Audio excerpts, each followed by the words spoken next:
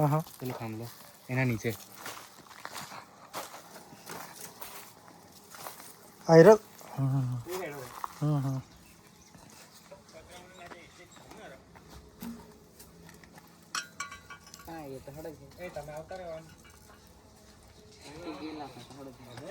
લે દો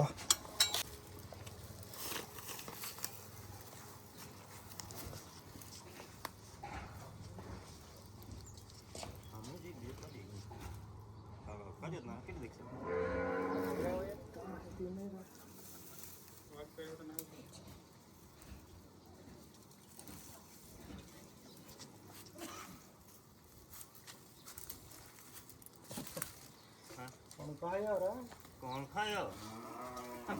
ખાઈને દો ફોન પે ખાઈ ફેરે કોણ ખાયો છે કઈ છે કે કઈ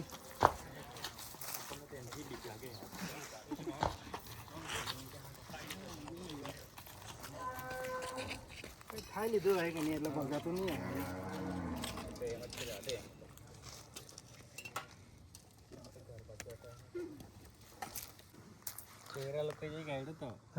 રમ્યા કરતા હોય તો આગે આવી રીતે મોટું કંઈ ખાઈ લે ને તો એના હલાય નહીં એમ પછી ભાગી નહીં આખે હે જાય પણ તો એકદમ ધીમું એમ છે આ કરે નહીં ઝેર નહીં આવે આમાં હતી ત્યાં આનું લીઠેલી બિનઝેરીમાં આવે આ તો ચોમાસામાં અત્યારે પાણી પડે એટલે ચાલુ થઈ જાય આ તો એક હામટા 6 હાથ નીકળે છે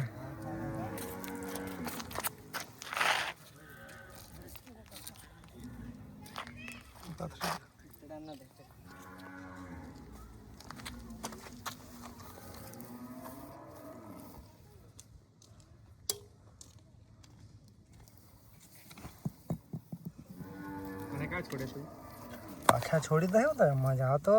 રહેવાના જ રે આ તો બહુ નીકળે આ તો ઘરની આજુબાજુમાં બહુ નીકળ્યા કરે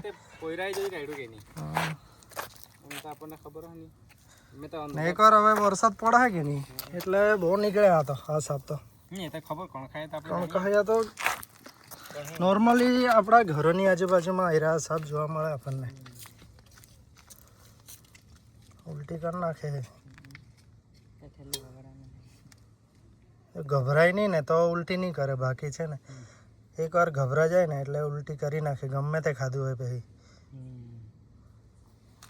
ચાલ ઉલટી નહીં કરતો રે આટલી મહેનતથી ખાધું હોય ને કે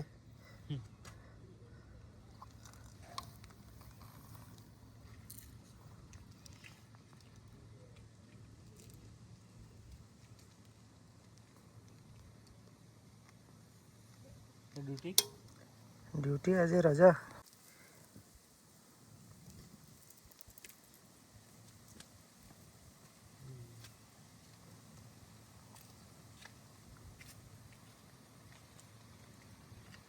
હવે ઉલટી નહીં કરે વાંધો નહીં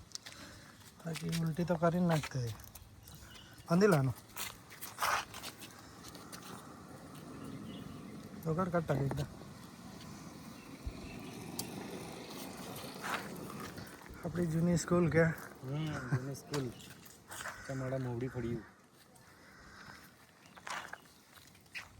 ચાલો મેહુલભાઈ મળીએ નોર્મલી આ સાપ આપણા ઘરોની આજુબાજુ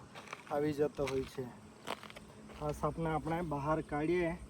અને આ સાપ વિશે આપણે થોડી માહિતી જાણીએ જો આ સાપને તમે લોકો જોઈ શકો છો નજીકથી બતાવી દે આ છે કિલબેક સ્નેક બોબ સ્ટ્રીપ કિલબેક સ્નેક જેને આપણે ગુજરાતીમાં કેકાયા નામે ઓળખીએ છીએ આ સાપે વરસાદની શરૂઆત થતાં જ આપણા ઘરોની આજુબાજુ આવી જતો હોય છે આ સાપે મોટો ખોરાક ખાધો છે એટલા માટે આ સાપને આપણે ડિસ્ટર્બ કરવાના નથી એમની મેળે આપણે જવા દઈશું જો આ સાપને તમે લોકો જોઈ શકો છો કઈ રીતે જઈ રહ્યો છે ચાલો તો તમને આ વિડીયો ગમ્યો હોય તો વિડીયોને લાઈક કરી દેજો જો તમે આ ચેનલ પર નવા હો તો આ ચેનલને પણ સબસ્ક્રાઈબ કરી દેજો ફરી મળીશું આવા જ નેક્સ્ટ વિડીયોમાં. જય હિન્દ, જય ભારત.